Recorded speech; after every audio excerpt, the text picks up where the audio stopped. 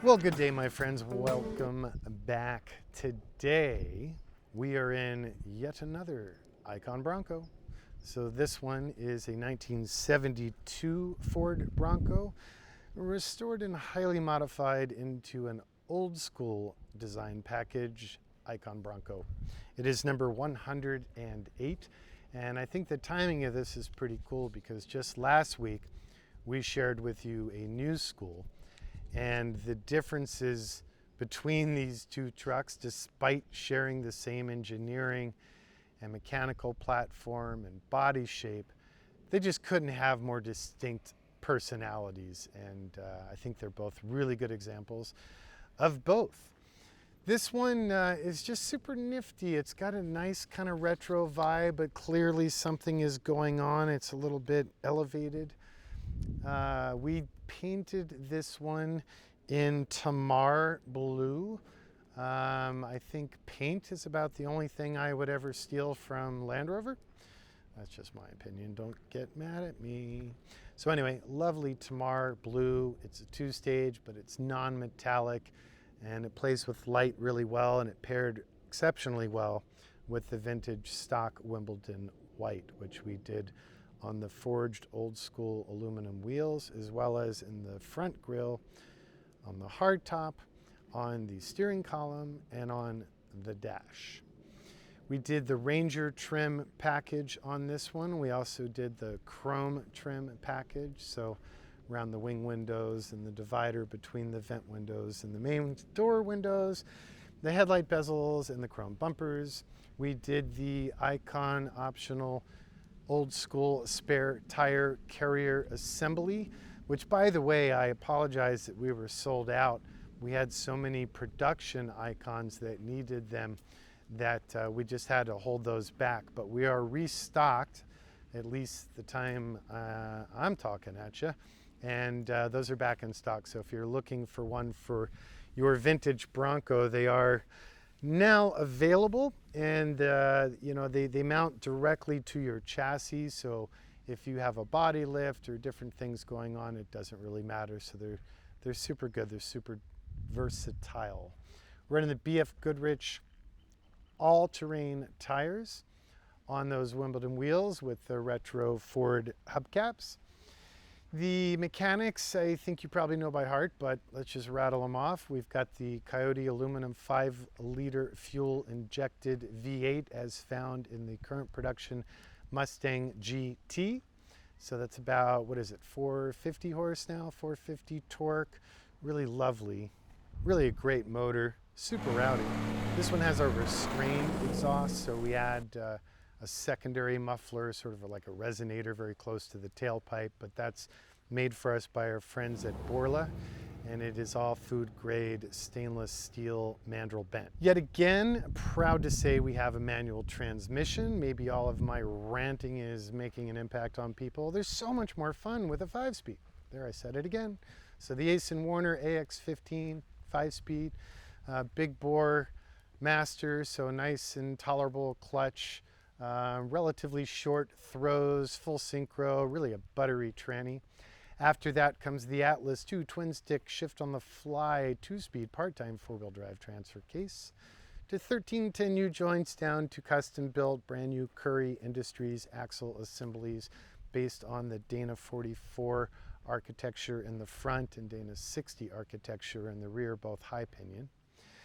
The ARB locking differential options are on this truck, as they should always be, as is the Icon Sport brakes made for us by our friends at Brembo. So that's a hyper-boosted system.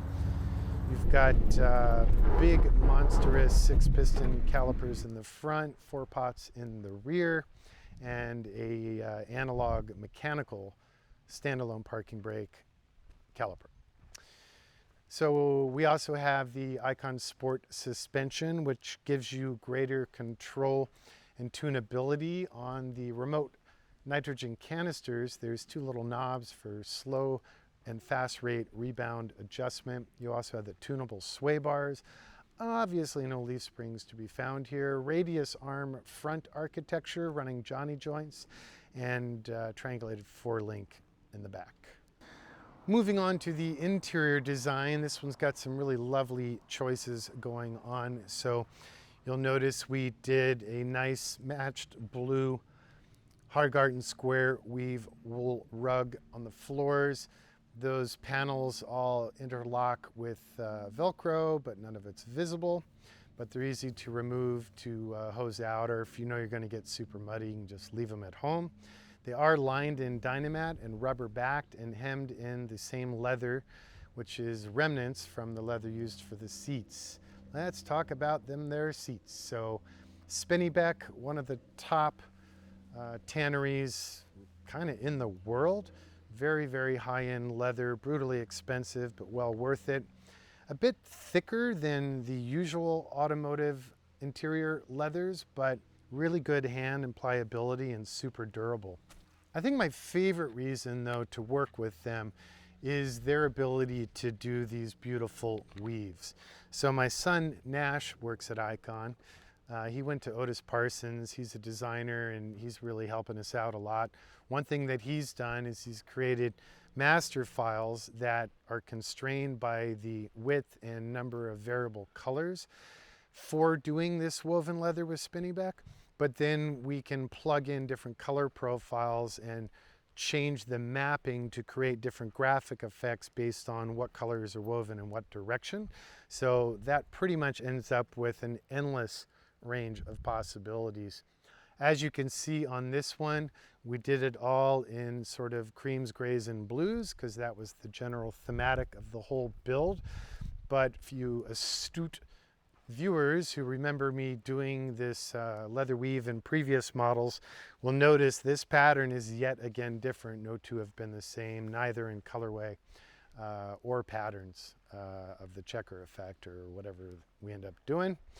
The main bodies of this seat are also Spinneybeck in a beautiful blue that actually we had tanned to our specific colors so that it really aligned and matched the Rover blue just perfectly. For headliner, we did sort of a platinum, silver, simple Alcantara. Like virtually every cavity in these trucks, we hide Dynamat in there, so that adds a little bit of insulation value and a hell of a lot of sound dampening value to the hardtop. Of course, the hardtop is still removable. Some clients order them just with the bimini or bikini top. Some do hard and bikini, some do hard and soft. Your choice, but they're all configurable in various ways. And these tops actually aren't that hard to take off. There's guys that online sell like big T-frames and then manual or electric winch powered, so it makes fairly quick business of getting your top up and out of the way. On the roll cage on this one, we decided to keep it light and retro, so again, Wimbledon white finish on that.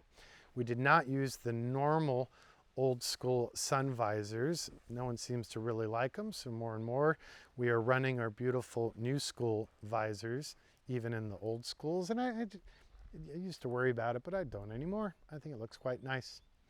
Little lighting detail that I don't know if you guys have caught in the past. So obviously I'm a geek, so I don't even need to say I'm a LED geek. I'm just a geek in general. But lighting is a very interesting and often overlooked way to change or add character to a build.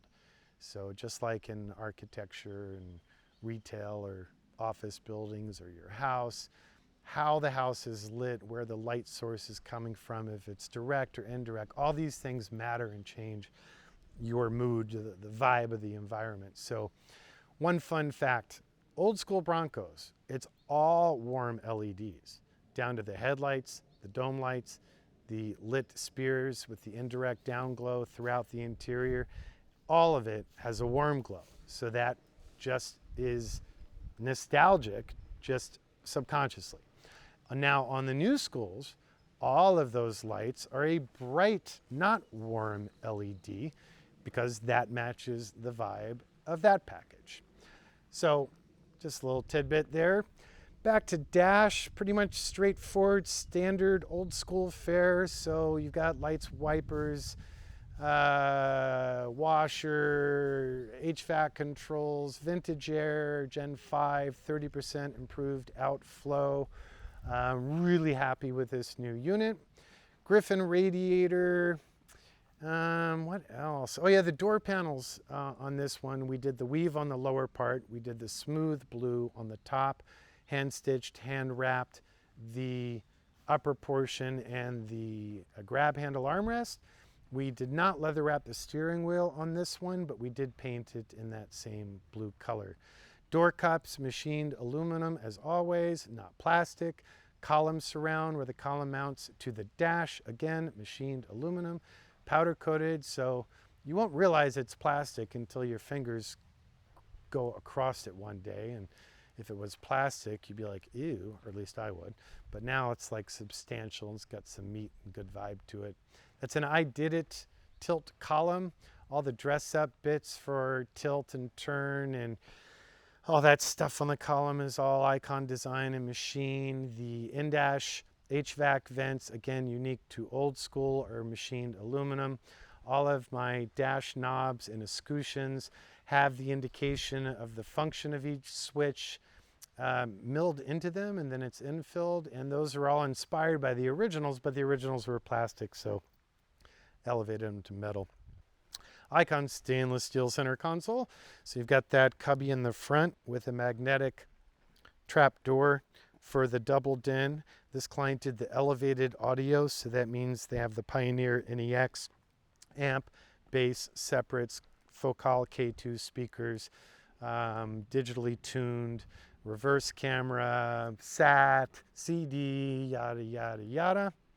This is really, by the way, if you're debating this on your Bronco order, on your Icon order, just get the elevated audio. There's no, it's like $1,000 or something more than the base model. And with a four-wheel drive, with big tires, solid axle, when you're off-road or you're blowing down the freeway at 80, that extra level of quality and clarity and volume capability really comes in handy. It's a really good thing to have. The front seats have our two-stage carbon fiber blanket seat heaters. We also went the little extra step and custom color matched the seatbelt webbing. So it's in that same family of dark blue tone. Ah, boy, I could just go on and on. I'm really trying to take the time to stop and think and get out of my usual rants, because a good friend of mine recently was telling me, after spending some time in an Icon, he's like, you never talk about this craziness. Like, I was crawling underneath it and I noticed these connectors or these clamps or the mandrel bent stainless brake lines or whatever the detail is. To me, it's second nature. That's why I got into this. That's why I followed my passionate hobby and turned it into a career, because I love all that little stuff.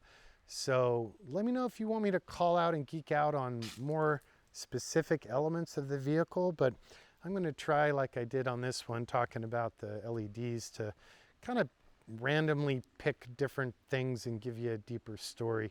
I noticed on last week's video, someone commented that they wanted to understand better why we made different chassis design decisions on Bronco than FJ. And I think that's great feedback. Thank you. And we will start to dive into that deeper for you as well. So until next week, you guys be well. Hope the world's treating you kindly and you're treating everyone in the world kindly. We really appreciate your support for Icon. Please like, please forward, please share, please subscribe, all those things that really make a difference these days for small businesses like us. Peace out.